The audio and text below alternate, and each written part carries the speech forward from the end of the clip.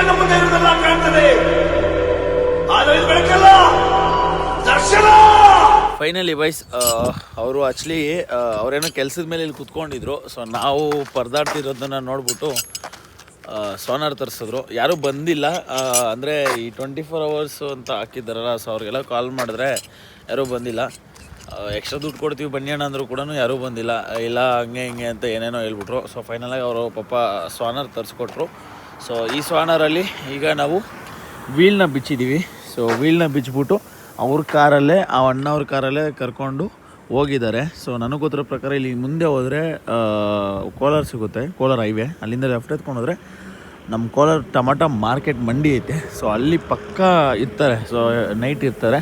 So ಈಗ ಅಲ್ಲಿಗೆ ಹೋಗ್ಬಿಟ್ಟು ಹಾಕಿಸ್ಕೊಂಡು ಬರ್ತಾರೆ. ಸೊ ಬಂದ ಮೇಲೆ ಮತ್ತೆ ಫಿಟ್ ಮಾಡಿಕೊಂಡು ಸೊ ಎಷ್ಟೊತ್ತಾಗುತ್ತೋ ನೋಡಿಕೊಂಡು ಹೊರಡೋದು. ಅಕಸ್ಮಾತ್ ಏನಾದರೂ ತುಂಬ ಟೈರ್ಡ್ ಆಗಿಬಿಟ್ರೆ ಸೊ ಅದು ಸ್ವೇರ್ ಹೇಳ್ತೀನಿ, ಇಲ್ಲೇ ಮಲ್ಕೊಂಬಿಟ್ಟು ಬೆಳಗ್ಗೆ ಬೇಕಾದರೆ ಎದ್ದು ಕೂಡ ಹೋಗ್ಬಿಡ್ತೀವಿ. ಯಾಕಂದರೆ ರಿಸ್ಕ್ ಅಂತೂ ತೊಗೊಳಕ್ಕೆ ಹೋಗೋಲ್ಲ. ಈಗ ಆಲ್ರೆಡಿ ರಿಸ್ಕ್ ತೊಗೊಂಡು ರಿಸ್ಕ್ ಆಗೈತೆ, ಮತ್ತೆ ಯಾಕೆ ರಿಸ್ಕ್ ತೊಗೊಳ್ಳೋದು ಅಂತ. ಸೊ ಬನ್ನಿ ಬೈಸ್ ನೋಡೋಣ. ಹೋಗಿ ಹಾಕ್ಸ್ಕೊಂಬರಕ್ಕೆ ಹೋಗಿದ್ದಾರೆ. ಸೊ ಎಷ್ಟಾಗುತ್ತೆ ಏನಾಗುತ್ತೆ ಎತ್ತ ಅಂತ. ಸೊ ಫೈನಲಾಗಿ ಎಷ್ಟೊತ್ತಾಗುತ್ತೆ ನಾವಿಲ್ಲಿ ಅಂತ. ಬಟ್ ಒನ್ ಥಿಂಗ್ ಏನಂದರೆ ಸ್ವೇರ್ ಬಿ ಸೇಫ್ ಅಷ್ಟೇ. ನೈಟ್ ರೈಡ್ ಮಾಡೋರು ಸಿಕ್ಕಾಬಡೆ ಹುಷಾರಾಗಿ. ಬೈಸ್ ಫೈನಲಾಗಿ ಸೊ ಅವ್ರ ಕಾರಲ್ಲಿ ಯಾರೋ ಗೊತ್ತಿಲ್ಲ ಅವರು ಪಾಪ ಪುಣ್ಯವಂತರು ಸೋನಾರ್ ತರಿಸಿ ಅದಾದಮೇಲೆ ಗಾಡಿ ವೀಲ್ ಬಿಡಿಸಿ ಮತ್ತು ಅವ್ರ ಕಾರಲ್ಲಿ ಹೋಗಿ ಪಂಚರ್ ಹಾಕ್ಸ್ಕೊಂಡು, ಪಂಚರ್ ಅಲ್ಲ ಏನಾಗಿದೆ ಬ್ರೋ, ಟೂ ಹೋಗಿತ್ತು, ಚುಚ್ಬಿಟ್ಟಿದ್ದಾನೆ. ಸೊ ಇದು ಟೈರ್ಗೆ ತೆಗೆದುಬಿಟ್ವಲ್ಲ ಆನಿ. ಓಕೆ. ಸೊ ಈಗ 600 ಇಷ್ಟ, 600 ಫಿಟ್ಟಿಂಗ್ ಏನು ಮಾಡೋಕ್ಕಾಗಲ್ಲ ನೈಟ್ ಟೈಮು. ಸೊ ಈಗ ಬಂದಿದ್ದೀವಿ. ಈಗ ಫಿಟ್ ಮಾಡಿಕೊಂಡು ನೆಕ್ಸ್ಟ್ ಇಲ್ಲಿಂದ ಹೊರಡಬೇಕು. ಬಟ್ ನೋಡೋಣ. ಸೊ ಫಸ್ಟ್ ಇದನ್ನು ಫಿಟ್ ಮಾಡಿಬಿಡೋಣ ಬನ್ನಿ. ನಾನು ಈ ಒಂದು ಪ್ರಾಬ್ಲಮ್ನ ಫೇಸ್ ಮಾಡಿದ್ಮೇಲೆ ನನಗನ್ಸಿದ್ದೇನಪ್ಪ ಅಂದರೆ, ನಾವು ಎಂತೆಂಥ ಟೈಮಲ್ಲಿ ಯಾರ್ಯಾರೋ ನಮಗೆ ಏನೇನೋ ಹೆಲ್ಪ್ನ ಕೇಳಿರ್ತಾರೆ, ಆದರೆ ಅವ್ರನ್ನ ನಾವು ತುಂಬ ಇಗ್ನೋರ್ ಮಾಡಿಬಿಟ್ಟಿರ್ತೀವಿ. ಇನ್ನು ಮುಂದೆ ನಿಮ್ಮ ಹತ್ರ ಬಂದು ಯಾರಾದರೂ ಪ್ರಾಬ್ಲಮ್ ಇದೆ ಅಂತ ಕೇಳಿದಾಗ ದಯವಿಟ್ಟು ನಿಮ್ಮ ಕೈಲಿ ಹೆಲ್ಪ್ ಮಾಡೋಕ್ಕಾದ್ರೆ ಹೆಲ್ಪ್ ಮಾಡಿ. ಇಲ್ವಾ ಯಾರಾದರೂ ಬೇರೆಯವ್ರು ಯಾರಾದರೂ ಹೆಲ್ಪ್ ಮಾಡ್ತಿದ್ರೆ ಅವ್ರ ಹತ್ರಕ್ಕೆ ಇವ್ರನ್ನ ಸಜೆಷನ್ ಮಾಡಿ. ಯಾಕಂತಂದರೆ ಅವ್ರ ಪ್ರಾಬ್ಲಮ್ಗೆ ಏನಾದರೂ ಸ್ವಲ್ಪ ಆದರೂ ಹೆಲ್ಪ್ ಆದರೆ ನಿಮ್ಮ ಕೈಲಾದಷ್ಟು. ಆಮೇಲೆ ಇನ್ನೊಂದೇನಪ್ಪ ಅಂದರೆ, ರಾತ್ರಿ ಹೊತ್ತು ಯಾರೆಲ್ಲ ಜಾಸ್ತಿ ರೈಡ್ಸ್ನ ಮಾಡ್ತೀರಾ ದಯವಿಟ್ಟು ಪಂಚರ್ ಕಿಟ್ನ ಕ್ಯಾರಿ ಮಾಡಿ. ಯಾಕಂತಂದರೆ ಎಂಥ ಪರಿಸ್ಥಿತಿಯಲ್ಲಿ ಯಾವ ಥರ ಏನಾಗುತ್ತೆ ಅನ್ನೋದು ನನಗೆ ಗೊತ್ತಿರೋ ಪ್ರಕಾರ. ಇನ್ನೊಂದೇನಪ್ಪ ಅಂತಂದರೆ, ಈ ಥರ ಸಿಚುವೇಶನ್ ನಿಮ್ಮ ಲೈಫಲ್ಲಿ ಏನಾದರೂ ಬಂದರೆ ಫಸ್ಟ್ ಆಫ್ ಆಲ್ ನೀವು ಪ್ಯಾನಿಕ್ ಆಗೋಕೆ ಹೋಗ್ಬೇಡಿ. ಆ ಸಿಚುವೇಶನ್ನ ಎಂಜಾಯ್ ಮಾಡಿ. ಇಂಥ ಸಿಚುವೇಶನ್ ನಿಮ್ಮ ಲೈಫಲ್ಲಿ ಮತ್ತೆ ಬರಲ್ಲ ಅಂತ ಅದೊಂದು ಸಿಚುವೇಶನ್. ಮತ್ತೆ ಇನ್ನೊಂದೇನಪ್ಪ ಅಂದರೆ, ಇವತ್ತು ನನ್ನ ಜೊತೆ ಜೆಡಿ ಬ್ರೋ ಇರೋದಕ್ಕೆ ನಾನು ಬಚಾವು. ಇಲ್ಲ ಅಂತಂದರೆ ನನಗೆ ಗೊತ್ತಿರೋ ಪ್ರಕಾರ ನಾನು ಇಂಥ ಎಲ್ಲ ರಿಸ್ಕ್ನ ತಗೊಳ್ಳೋದಕ್ಕೆ ನನ್ನ ಕೈಲಾಗಲ್ಲ. ನಾನೇನು ಮಾಡ್ತಿದ್ದೆ ಅಂದರೆ, ಗಾಡಿನ ಪೆಟ್ರೋಲ್ ಬಂಕಲ್ಲಿ ಹಾಕ್ಬಿಟ್ಟು ಅಲ್ಲೇ ಎಲ್ಲಾದರೂ ರೂಮ್ನ ತಗೊಂಡು ಶಿಸ್ತಾಗಿ. ನೀವೇನಾದರೂ ಇಂಥ ಪರಿಸ್ಥಿತಿಯಲ್ಲಿ ಇದ್ದಿದ್ರೆ ನೀವೇನು ಮಾಡ್ತಿದ್ರೆ ಅಂತ ಕಮೆಂಟ್ ಬಾಕ್ಸಲ್ಲಿ ಕಮೆಂಟ್ ಮಾಡಿ. ಆಮೇಲೆ ಇದಕ್ಕೂ ಮುಂಚೆ ನೀವೇನಾದರೂ ಈ ಥರ ಪರಿಸ್ಥಿತಿಗಳನ್ನ ಅಥವಾ ಈ ಥರ ಸಿಚುವೇಶನ್ಸ್ನ ಫೇಸ್ ಮಾಡಿದ್ರೆ ಕಮೆಂಟ್ ಬಾಕ್ಸಲ್ಲಿ ಆ ಒಂದು ಸಿಚುವೇಶನ್ ಯಾವ ರೀತಿ ಸಾಲ್ವ್ ಮಾಡ್ಕೊಂಡ್ರೆ ಅಂತ ಕೂಡ ಕಮೆಂಟ್ ಬಾಕ್ಸಲ್ಲಿ ಪಾರ್ಟ್ 1ನ ಪೋಸ್ಟ್ ಮಾಡಿದಾಗ ನನಗೆ ತುಂಬ ಜನ DM ಮಾಡಿದ್ದೇನಪ್ಪ ಅಂದ್ರೆ, ಪಂಚರ್ ಶಾಪ್ ಅವರೇ ಈ ತರ ನೈಲ್ಸ್ ನ ಹಾಕಿ ಪಂಚರ್ ಆಗ್ಬೇಕು ಅಂತ ಮಾಡ್ತಾರೆ ಅಂತ. ಅದು ನಿಜನಲ್ಲ ಅಂತ ನನಗಂತೂ ಗೊತ್ತಿಲ್ಲ. ಆದ್ರೆ ಅದೇನಾದ್ರೂ ನಿಜ ಆದ್ರೆ ನಿಜವಾಗ್ಲೂ ಹೇಳ್ತಾ ಇದ್ದೀನಿ, ನಿಮ್ಮ ಹೊಟ್ಟೆ ತುಂಬಿಸ್ಕೊಳ್ಳೋದಕ್ಕೆ ಬೇರೆಯವ್ರ ಹೊಟ್ಟೆ ಮೇಲೆ ಹೊಡೆಯೋದು ಯಾವ ರೀತಿ ಸರಿ ಅಂತ ನಿಮ್ಗೆ ಅರ್ಥ. ಆಮೇಲೆ ಇನ್ನೊಂದೇನಪ್ಪ ಅಂದ್ರೆ, ನಾನು ಚಿಕ್ಕ ವಯಸ್ಸಲ್ಲಿ ನಮ್ಮ ತಾತ ಒಂದು ಮಾತು ಹೇಳ್ಕೊಟ್ಟಿರೋರು ನನಗೆ, ನಾವೇನಾದ್ರೂ ಒಬ್ರಿಗೆ ಹೆಲ್ಪ್ ಮಾಡಿದ್ರೆ ನಮಗೆ ಯಾವ್ದಾದ್ರು ಕಷ್ಟದ ಪರಿಸ್ಥಿತಿಯಲ್ಲಿ ಯಾವ್ದೋ ರೀತಿಯಲ್ಲಿ ಬಂದು ಅವ್ರು ನಮಗೆ ಹೆಲ್ಪ್ ಮಾಡ್ತಾರೆ. ನಾನು ಮತ್ತೆ ಜೆಡಿ ಬ್ರೋ ಅದು ಯಾವ ಪುಣ್ಯ ಅಂತ ಗೊತ್ತಿಲ್ಲ. ನಿಜವಾಗ್ಲೂ ಹೇಳ್ಬೇಕಂದ್ರೆ, ನಾವು ಈ ಪೆಟ್ರೋಲ್ ಬಂಕ್ ಹತ್ರ ಗಾಡಿ ತಳ್ಕೊಂಡ್ ಬಂದಾಗ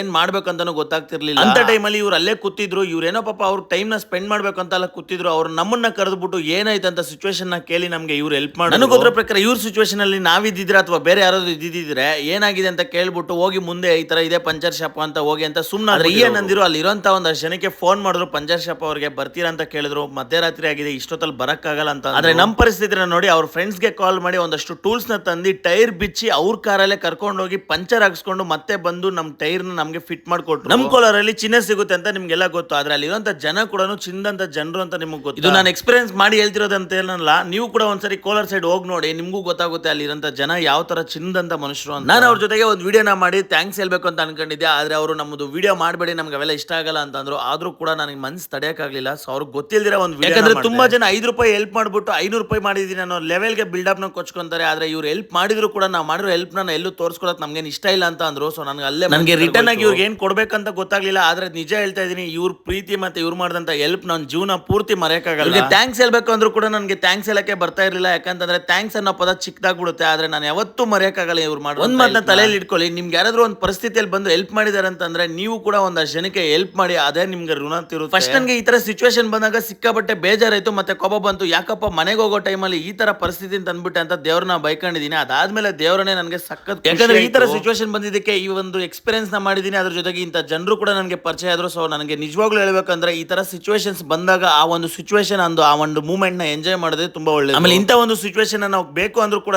ಕೇಳಿ ಪಡ್ಕೊಳ್ಳೋದಕ್ಕೂ ಆಗಲ್ಲ, ಅಥವಾ ನಾವೇ ಪಂಚರ್ ಮಾಡ್ಕೊಂಡ್ರು ಕೂಡ ಈ ತರ ಒಂದು ಸಿಚುವೇಶನ್ ರೀಕ್ರಿಯೇಟ್ ಮಾಡೋದಕ್ಕಂತೂ ಆಗಲ್ಲ. ಕೊನೆದಾಗ ಒಂದ್ ಮಾತು ಹೇಳೋದೇನಪ್ಪ ಅಂದ್ರೆ, ನಿಮಗೊಬ್ರು ಹೆಲ್ಪ್ ಮಾಡ್ತಿದ್ದೆ ಅಂದ್ರೆ ದಯವಿಟ್ಟು ನೀವು ಒಂದಷ್ಟು ಜನಕ್ಕೆ ಹೆಲ್ಪ್ ಮಾಡೋದು ಮರಿಬೇಡಿ.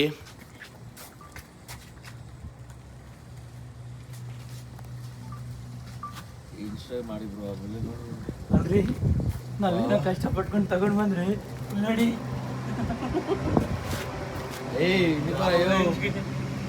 ನಾನು ಜಸ್ಟ್ ಮಾಡಿಬಿಟ್ಟಿದ್ದೆ ಗುರು. ವೀಲೆಲ್ಲ ಫಿಟ್ ಮಾಡಿಬಿಟ್ಟು ಸರಿ ನೆಲ ಮುಗಿತಲ್ಲ ಅಂತ ಅಂದ್ಕೊಂಡ್ವಿ. ಮೇಲೆ ಇಲ್ಲ ಹತ್ತೋ ಪ್ರಯತ್ನ ಮಾಡಬೇಡಪ್ಪ, ಹೋಗ್ಬಿಡು. ಹತ್ತು ಗಿಡದ ಬ್ರೋ. ಆಮೇಲೆ ಇಲ್ಲ ಟೆಂಟ್ ಆ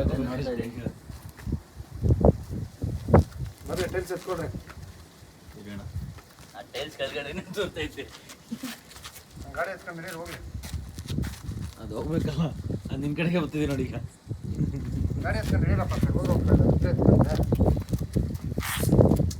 ಗಾಡಿ ಪಂಚರ್ ಹಾಕ್ಸ್ಕೊ ಬಂದು ವೀಲ್ ನ ಫಿಟ್ ಮಾಡಿದ್ಮೇಲೆ ಸಡನ್ ಆಗಿ ಅಲ್ಲಿರುವಂತ ಕಲ್ನ ತೆಗೆದ್ರೆ ಹಾವು ಬಂದ್ಬಿಡೋದು. ಪರಿಸ್ಥಿತಿ ಹೆಂಗಿದೆ ಅಂತ ನೋಡಿ. ಈ ಪರಿಸ್ಥಿತಿ ನಮ್ಗೆ ಸರಿ ಇದೆಯಾ ಕೆಟ್ಟದಿದೆಯಾ ಅಂತ ನಮ್ಗೆ ಗೊತ್ತಾಗ್ತಿಲ್ಲ. ಯಾಕಂದ್ರೆ ಅಲ್ಲಿ ಪಂಚರ್ ಎಲ್ಲ ಹಾಕಿ ವೀಲ್ ಬಿಚ್ಚಿದ ಮೇಲೆ ಅಲ್ಲಿ ನಾವು ಇಟ್ಟಿದ್ದಂತ ಕಲ್ಲು ಒಳಗಡೆಯಿಂದ ಹಾವು ಬಂದ್. ನಾವು ಅವಾಗಿಂದ ಹೇಳ್ತಾ ಇದೀವಿ ನಾವು ಪರಿಸ್ಥಿತಿ ಸರಿ ಇಲ್ಲ ಅಂತ. ಅಕಸ್ಮಾತ್ ಏನಾದ್ರು ಈ ಹಾವೇನಾದ್ರು ರಾತ್ರಿ ಇಷ್ಟೊತ್ತಲ್ಲಿ ಏನಾದ್ರು ಕಚ್ಚಿದಿದ್ರೆ ನಮ್ ಪರಿಸ್ಥಿತಿ ಏನ್ ಹೇಳಿ, ನಮ್ಗೆ ಅದೇನ್ ಹೇಳ್ಬೇಕಂತಾನೆ ಮಾತೇ ಬರ್ತಾ ಇಲ್ಲ. ಯಾಕಂತಂದ್ರೆ ಇಂಥ ಸಿಚುವೇಶನ್ ನಾವ್ ಯಾವತ್ತೂ ಫೇಸು ಮಾಡಿಲ್ಲ. ಬಟ್ ಅಕಸ್ಮಾತ್ ಏನಾದ್ರು ಈ ಹಾವೇನಾದ್ರು ಕಚ್ಚಿದಿದ್ರೆ ಇಂಥ ರಾತ್ರಿ ಟೈಮಲ್ಲಿ ನಾವೇನ್ ಮಾಡ್ಬೇಕು ಅಂತ ನಮ್ಗೆ ಗೊತ್ತಾಗ್ತಿರ್ಲಿಲ್ಲ. ಆದ್ರೆ ಆ ದೇವ್ರು ಇದಾನೆ, ನಮ್ಮನ್ನ ಕಾಪಾಡಿದಾನೆ ಅಂತ ಸುಮ್ಮನಾಗಿದೆ. ಆಮೇಲೆ ಇನ್ನೊಂದೇನಪ್ಪ ಅಂದ್ರೆ ನಾವಿರುವಂತ ಸಿಚುವೇಶನ್ಗೆ ಆ ದೇವರೇ ಬಂದ್ ನಮ್ಮನ್ನ ಕಾಪಾಡ್ದ ಅಂದ್ಬಿಟ್ಟು ಈ ರೀತಿ ಬಂದ್ ನಮ್ಗೆ ಆಶೀರ್ವಾದ ಮಾಡ್ದ ಕೂಡ ಗೊತ್ತಿಲ್ಲ. ಫೈನಲ್ ಆಗಿ 2 ಗಂಟೆಗೆ ನಮ್ ಪ್ರಾಬ್ಲಮ್ ಸಾಲ್ವ್ ಆಯ್ತು. ನಾವು ಅಲ್ಲಿಂದ ಹೊರಟ್ವಿ. ಕೊನೆದಾಗ ಒಂದ್ ಮಾತು ಹೇಳಕ್ಕೆ ಇಷ್ಟಪಡ್ತೀನಿ ನಾನು. ಅದೇನಪ್ಪ ಅಂತಂದ್ರೆ, ಲೈಫ್ ಅಲ್ಲಿ ನಾವು ತಗೊಳ್ಳೋಂತ ಒಂದು ಡಿಸಿಷನ್, ಆ ಒಂದು ಡಿಸಿಷನ್ ನಮ್ಮ ಲೈಫ್ ನ ಯಾವ ರೀತಿ ತಗೊಳ್ಳೋಗುತ್ತೆ ಅನ್ನೋದು ಡಿಸೈಡ್ ಆಗುತ್ತೆ. ನಮ್ಮ ಲೈಫ್ ಅಲ್ಲಿ ಇದೊಂದು ಬೆಸ್ಟ್ ಅಂಡ್ ವರ್ಸ್ಟ್ ಎಕ್ಸ್ಪೀರಿಯನ್ಸ್. ಇದ್ರ ಬಗ್ಗೆ ನಿಮ್ಮ ಅಭಿಪ್ರಾಯ ಅಂತ ಕಮೆಂಟ್ ಮಾಡಿ. ಅದೇ ರೀತಿ ನಮ್ಮ ಚಾನಲ್ ಇನ್ನೂ ಸಬ್ಸ್ಕ್ರೈಬ್ ಮಾಡ್ಕೊಂಡ್ರೆ ಸಬ್ಸ್ಕ್ರೈಬ್ ಮಾಡ್ಕೊಳ್ಳಿ.